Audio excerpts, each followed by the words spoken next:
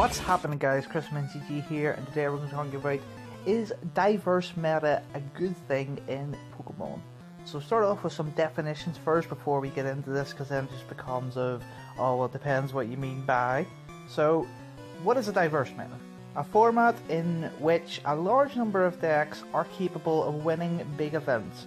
I mean big events as in the regionals, the internationals, the worlds, stuff like that. Because at League Cup level or below, anything can top, no matter how mono the format is. What does good thing mean? Well, there's two factors for good. There is good for the game and good for the player growth. Game growth means larger event attendances. Player growth means stuff like, the player growing, his skill cap increasing, rewarding more deck building, just stuff like that. So now we've got that out of the way and done with, we'll start with the pros of a diverse meta. The pros are the game gets stale a lot slower by you having many decks to choose from. So say in this format, for example, you play Gardevoir and you play Gardevoir and you play Gardevoir, and say you've topped a couple of regionals with it and you want to go, right, I've had enough of Gardevoir, let's move on to something else. In a diverse meta, you can actually do that rather than only being like 2 or 3 best decks where you will play the entire format. So that is a good thing. I do believe that is actually a good thing. You can actually move from deck to deck, facing different decks. Each round does add a bit of excitement to the game. So there's that. It's kinder to the casual community because their deck that they hold as like an original concept or a deck that they play just for fun or whatever, it's not actually built to compete, can actually compete because just loads of decks can do really, really well. So that is a good thing. It maybe can draw the casual community into a more competitive scene once they realise that their deck can actually start winning against opponents they usually couldn't beat. Then they'll be like, oh, this feels nice, maybe I'll start moving on consistently to be a competitive player. So that in itself is a pro. You can get rewarded for balancing consistency with hitting all the many matchups. However, this is incredibly difficult because say there's like a meta with loads of, well, this is last format, loads of like Rayquazas, so you have to play Sudowoodo, there's loads of Greninjas, so you have to play Giratina, like just all these sort of cards that you have for specific matchups, they all build up and up and up, and they don't do stuff by themselves. So trying to find like the balance between running cards that have no synergy with your deck, but as well as hitting all the many matchups, that in itself is a skill. However, it is literally impossible to find a deck or certain decks that hit an entire diverse meta. It's just not possible, but finding a sweet spot, that is a pro. Higher player attendance at events. This will lead to better prizes if the growth continues. So you get more for your money, there'll be more cash payouts if there's a bigger attendance, just stuff like that. And you also have to keep in mind that the casual community in Pokemon, and most card games for that matter, is a lot larger than the competitive community.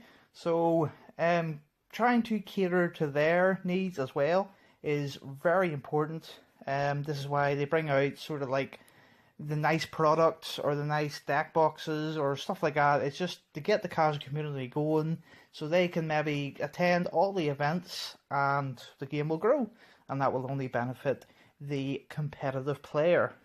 So we'll move on to the cons now. There's far more variants that your deck just could not prepare for. That was covered as a pro as well, but it is also a massive con. You just cannot, if there's a really diverse meta, you simply cannot pick a deck that beats everything. You just have to pick a deck that beats most things, and you'll have to try and avoid your bad matchups all day long. That's really, really unfair because it takes like the skill out of it and just puts a greater emphasis on variance and luck. So that is a major con in a diverse meta. Increases the chances of facing bad decks or strategies that just take random wins.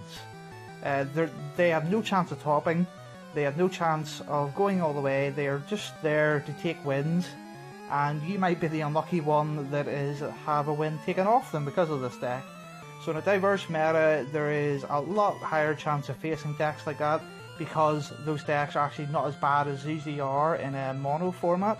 So just losing random wins like that, that is a very, very, very con to do with the variable or the diverse format. The skill cap is also reduced massively due to the mass increase in variance, because like no matter how skillful you are, you can still get caught out majorly by the number of bad decks or the not going against the matchups you played the deck for or whatever. Like that you just have no control over that. Whereas in a mono format of there's only 1, 2, 3 good decks you have set up to beat those decks, and you should be rewarded as such for finding a deck or a tech to do this, but you're not going to get rewarded because you lost against variants. Less decks in the meta, as I say, reward players for finding those decks or strategies for those 2 or 3 best decks. That shows that the skill cap is higher in a mono format because, exact reason, if everyone's playing the same deck, it means that the players who consistently beat the mirror matches or the same decks over and over, it obviously shows that they are more skillful because they have figured out how to play the mirror or how to play the second, third best deck. So they should be rewarded as such, which, as I say, does show that the skill cap is much higher in a mono format. It's impossible to do that in a diverse format because people say, oh well, if you can get something for the 10 to 12 decks in the format, you can't. It's literally impossible. You can do the best you can maybe hit 8 out of those 12, but you can never hit all of them. If there is a deck that could do that in a diverse meta, that would make it the best deck, so therefore it wouldn't be a diverse format. Because a diverse format is meant to be, there's no one singular best deck. There could be a best deck, but not far behind it will be the second best deck. So if there's a deck that can beat every single one of the matchups in a diverse format, that is your best deck, no longer a diverse format. So I put this question towards the 2 biggest Facebook groups in the Pokemon TCG community, Hey Fonte and Burbank City. So here are the results. You can see that yes is an overwhelming victor in this questionnaire, and I have to agree. As I covered earlier in the definitions, mono formats are good every so often because they do increase the skill cap. They are better for competitive players.